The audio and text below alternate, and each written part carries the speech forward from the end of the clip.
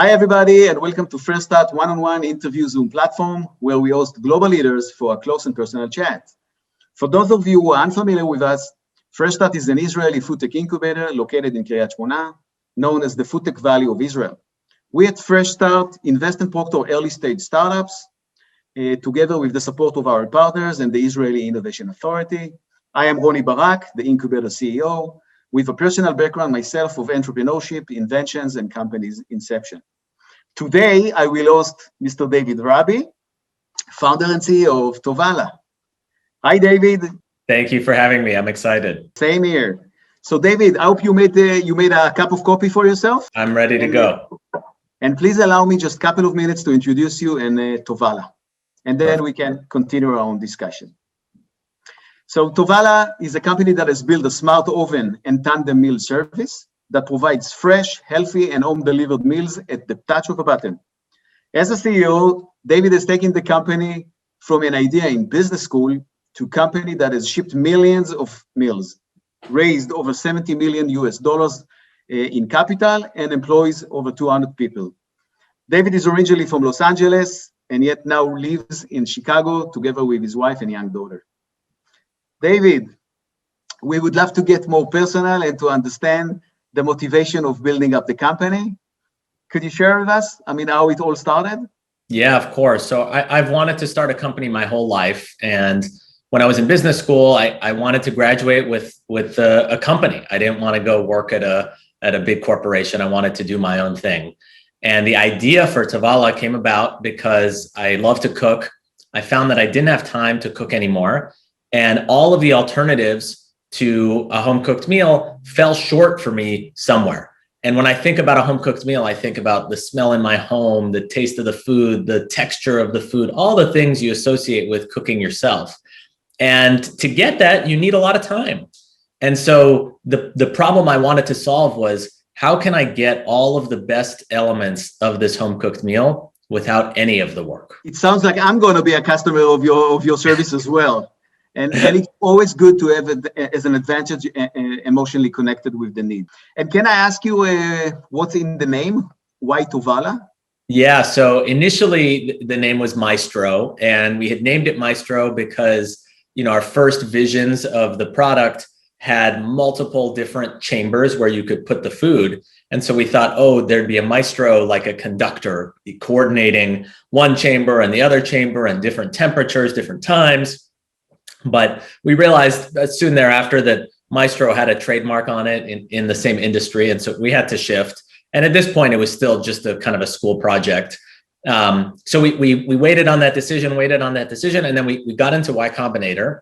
And we realized, okay, now we really need to change our name. We're going to get some publicity. This is becoming a real company. And so we spent a lot of time trying to find names. We looked at dictionaries. We spent a lot of time around a fire with whiskey at night, just throwing around names back and forth. And one of the things about an early stage startup is you don't really know where your business is going to end up. So we knew what problem we were trying to solve, but we didn't know exactly how we were going to get there. We thought, sure, this is the concept today, but maybe it's going to change and it's going to be only food, or it's going to be only hardware, or we're going to be a platform in the middle. We were, I think, eyes wide open that a lot of startups end up pivoting. And so we wanted a name that was a little neutral. We didn't want to do freshhealthyfood.com. We wanted to do something that would kind of stand above and feel premium.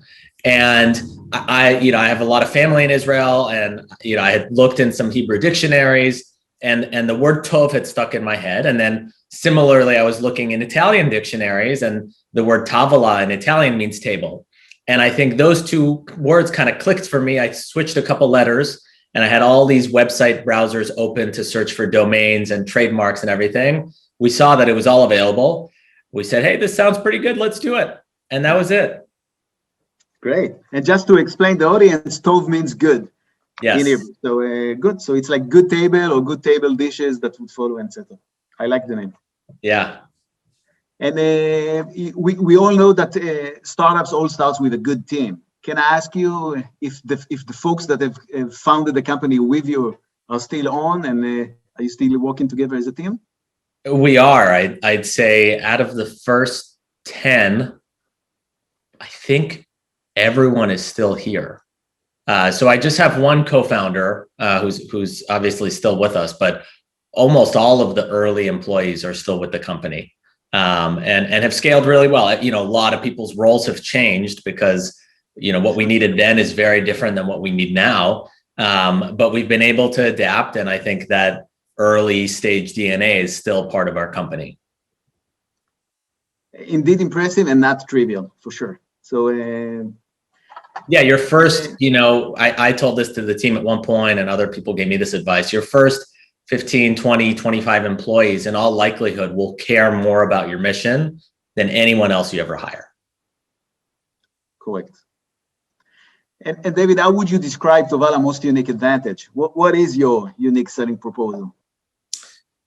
It's really the intersection of food, hardware, and software. So we think about our business like a systems business. All of these things go together so that at the end of the day, a customer can scan a barcode and cook their meal automatically. If we were great at just one of those three legs of the stool, it wouldn't be enough. And if we were great at two, it wouldn't be enough. We need to be great at food, hardware, and software. And so it's really the complexity of those moving pieces, first building it and now operating it on a week-to-week basis, that allows us to differentiate for our customers, but also from a business standpoint. Having speak about that, I think this is also one of the challenges, right? Because you do have a combination of hardware, software, culinary, and delivery aspects. Can you share a little bit about the integration challenges and also about managing multidisciplinary teams? Yeah, I'd say it is exactly as you said. It is what makes us unique. It is also what makes this business very difficult to operate and to scale. At a high level, I'd say one of the biggest challenges is we need people from very different disciplines, backgrounds, and we use the word languages to speak together. So the language that a chef, for example, learns how to speak growing up in the restaurant world is very different than the language that a software engineer learns how to speak, or even someone that grows up in manufacturing. And we need all of those people to learn how to speak similar languages. And that's not a trivial thing. It sounds kind of hypothetical, but it is real. It is, hey, the chefs need to design a recipe that the software team can understand how to code and the manufacturing team can understand how to scale. And, you know, if you put those three people in a room and they've never worked together, don't have a shared language, it's never going to work. And so I'd say that's probably one of the hardest things. We have gotten better at it. We're far from perfect. We've gotten better at it, no doubt. And I'd say we're continuing to iterate on what it means to do cross-functional work here, because it is so cross-functional. Like, you touch one piece of the food and it touches every team in the company. And so it is hard to do big cross-functional projects. Sounds indeed challenging. Can I ask you, how often do you get all together around run the round table? So as a company, we do 2 corporate stand-ups a week. We do like a 15-minute, 20-minute stand-up on Monday morning, where we talk through, you know, what are the week's priorities? What is every group working on? You know, any exciting announcements? We read a customer quote. We read 2 customer quotes, actually. So we do that every Monday morning. And then Wednesdays, we have some sort of presentation. It could be us as a leadership team sharing the board deck. It could be us talking through the next month's OKRs or the next quarter's OKRs. It could be a presentation from one team about a project they did. And then we'll do lunch. You know, now it's virtual. We do small group lunches before that presentation. So that's how often the corporate team gets together. And then the production teams get together once a month. We have 2 facilities, so once at each facility. Thank you. And what's the importance and role of data collection and also customer behavior patterns in your business model and strategy? Yeah, so data is at the center of a lot of what we're doing. And I think especially now that we have gotten to a certain scale where there's a lot of things we could do better with better data, where I'd say in the earlier days, we didn't have data infrastructure. We were kind of flying blind and using instinct and qualitative research.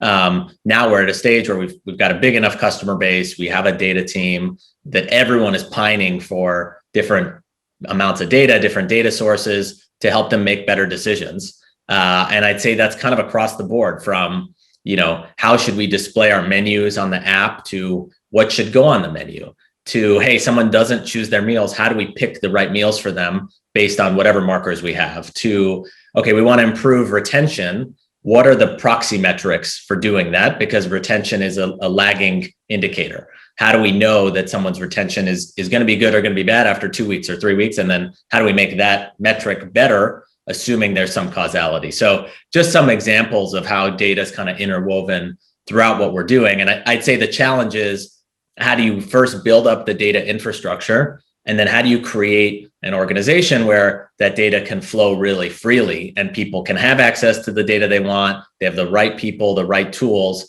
to analyze it really well. So yeah, I'd say it's kind of center to what we do. Okay.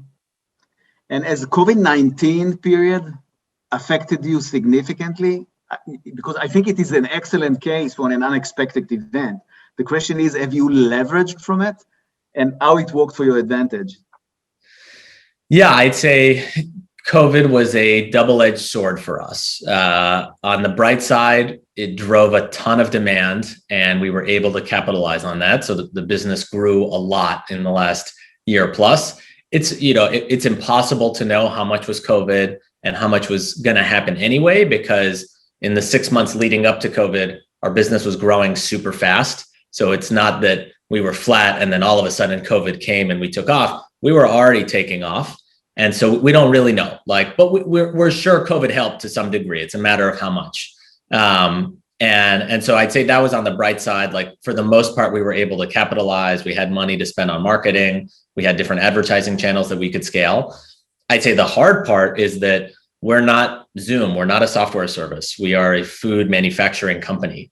And so we had to continue operating during COVID. And, now that is norm. Now, most of our team is vaccinated, but even 6 months ago, it had become kind of normalized of how we operate in the plant with masks and distancing and hand washing and all these things. But the first couple months were insanely stressful because no one knew left from right. No one knew what we should actually be doing. No one knew how dangerous this virus was. And so I'd say, even though it was a very successful year for the business, it was the most difficult year we've ever had. No question about it. I think we all felt the same. Each one, of course, on his own background. But I'm glad to see it worked for your benefit. Yeah, there's no doubt. Excellent. And David, as a CEO, speaking about growing company, and you are a fast-growing company, how much of your time are you spending, on fundraising? Yeah, it's a great question. I often tell entrepreneurs that when you're fundraising, it's a full-time job and it's really hard to do in the background. And so, the model I've always had in my head is when we're in a fundraising process, that's it. That's 80% of my time, 85% of my time. When we're not in a fundraise process, I'd say it ebbs and flows somewhere between, 5% of my time to 15% of my time. So continuing to invest in relationships, build those relationships, some with prospective investors, some with current investors that could lead future rounds. But I'd say one of the core responsibilities of any founder CEO is to make sure that your company is well-funded. And, if you're a rocket ship, things are easy, but that's not the reality for most companies. Most companies, it's up and down and, they go to raise money and the story is not all perfect. There's going to be holes.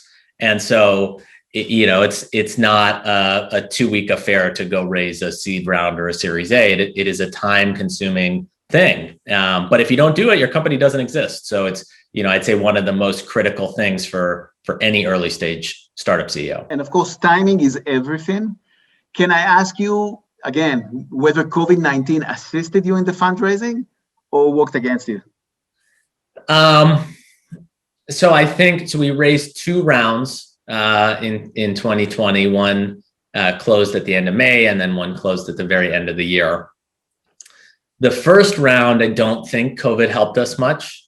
Maybe it helped a little bit, but we really were raising that at the very beginning of COVID, before anyone really understood what the effects of COVID would be. And we had this hypothesis that, hey, people are at home. We've already seen indicators that average order value is going up, demand is going up. But I think everyone was so scared of the uncertainty that, and I'm talking like March, April of 2020, that a lot of people pulled their money to the sidelines. And we were really fortunate that Finisterre Ventures decided to lead the round. And, we signed a term sheet with them. It was the end of March. So it's still quite early in COVID. And, some of the participants in the round, our crowd, Comcast Ventures, we never even met. And at the time, that was really novel. So for Comcast, it was the first deal they had ever done where they did not have the CEO and the management team come and present in person. And by now it's become commonplace. God knows how many deals have been done all remote. But the first 3, 4, 5, 6 weeks after COVID really became clearly an issue, there was not a lot of deals getting done. And so I think in that scenario, it didn't really help us. If Finisterre was able to see ahead in a way that I think some others weren't. And then the second one, I think it did. I think, we had a ton of growth and a lot of great things happening because of COVID, and we were able to capitalize on that to raise our Series C. Well, first of all, I'm glad you succeeded again with the fundraising. It's always a very challenging task. And can you point out what made the difference between the success and failure? I think if I was to point to one thing, it's persistence or perseverance. I think, you can hear no 99 times, but you just need one yes. And I think that's probably the one critical trait of any entrepreneur is, again, the ability to persevere through adversity and challenge and obstacles, because it's almost never like this. And if every time it dips, you fall apart, you won't make it. Correct. So being persistent is about everything in what we do, specifically, in fundraising and also in hitting the targets and objectives. So as a summary, for this part of the discussion, can you share maybe a little bit your vision of the industry, maybe the food service industry, because I think it's an interesting pitch, in the US? Yeah, it's a great question. I think convenience is king, always has been, always will be. And I think the pandemic brought that to light that, hey, there are much more convenient options than maybe what people had realized. And I think because of different changes from technology to food supply chain, we're getting to a point where we can deliver on kind of unheard of amounts of convenience without compromising on some of the other things. So, microwave meals have been around for 60 years. They're really convenient, but the quality is just not going to be there, as an example. But a company like ours, where we can send you raw ingredients and the amount of effort is the same as a microwave meal, but the quality is, like a home cooked meal, is really only enabled because of a lot of changes that have happened in the last 5-10 years. Our business could not have existed 10-15 years ago. And I think that's the case for a lot of different companies where, there's just the level of connectedness, the costs that have come down with supply chains and technology have just enabled a pretty astounding amount of convenient solutions for people. And I look at like the behavior of a typical American consumer today with food versus 10 years ago. It's so different, right? Like people are ordering food from their phones. It arrives in 10 minutes. They can order from 10,000 different places. They can order food from their favorite restaurant across the country. From us, they can order a meal that's raw and it cooks by scanning a barcode. All of these to me are making increasing availability in a much more convenient way. I look at Israel, which eventually we are a reflection of the US market, only of course with some gaps. And I think we are catching up fast on those same behavior patterns. My daughters, they all the time, order food in, and they want to be picky and they want to choose healthy and tasty and culinary food and etc. So definitely this is the solution and the way to go.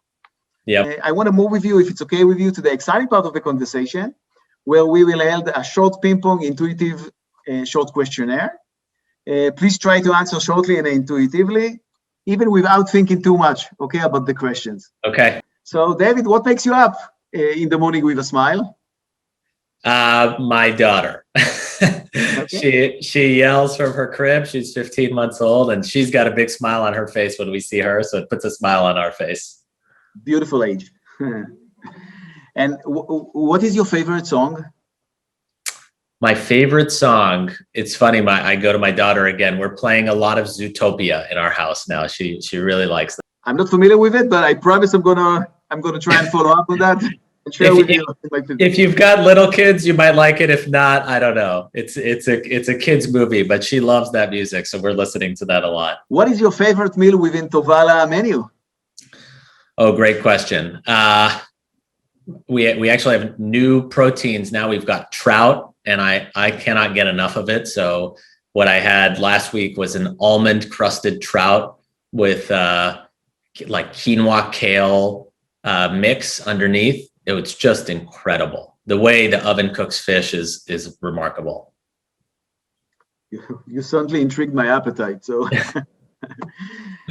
and if you ate that meal for dinner, and you could have invited anybody, dead or alive, that inspires you, who would that be? Maybe Franklin Delano Roosevelt. Wow. Yeah, I was a history major in college, and I love to read about American history, and I think he's probably the most remarkable president we've ever had. Keep a seat for me too as well. And maybe last question, if it's okay, what would you like to be remembered for in the industry? I'd like to be remembered for building a great company. I can relate to that.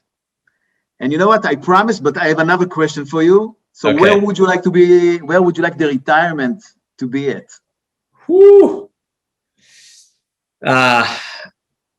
So I've got my pipe dream is for us to move to Hawaii, but I think it's a little too far.